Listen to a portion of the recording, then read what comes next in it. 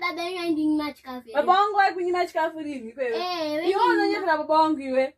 Ndabo wanyepera kupini shuwa. Baba wangu vechengetanirera kumushoku vanochengetanirera iwe uti baba wangu vanonyima iwe. Kunyima iwe chikafu. Wacha utura chingwa. Nasi chingwa. Chingwa. Wachi chingwa. Nasi ukuzochidya chikafu ichocho. Ngendiona kuti ndabike une ndikutokupa kuti chese. Zvese ndikuzokuisira nhasi. Ukuzochidya manje nhasi. Icho. Idya. Kasi zviripiko. Zvimwe. Chingwa chiya chataura. Tiyasokukuisira. Izvo. Idya. Kaseka. Ukuzochidya manje chikafu ichocho. Anze baba wangu anonyima. Kaseka. Idya. Baba wangu anonyima. Izvo. Rova. Idya. Anonyima baba wangu. Zvino. Nasi kuzochidya chikafu chese. Kaseka. Idya. Baba wangu. Ayibika wazikeza. Awaizi baba wangu anonyima. Kaseka. Idya zvese. Zvoka bana zvokumusha izvo.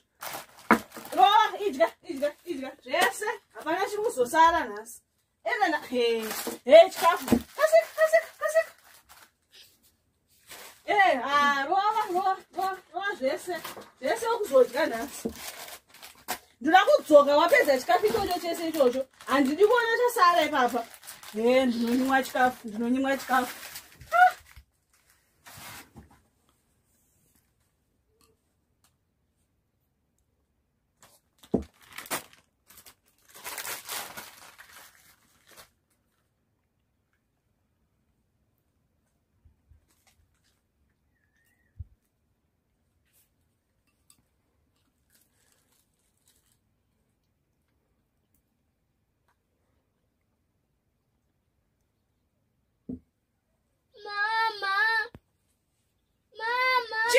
Chiko.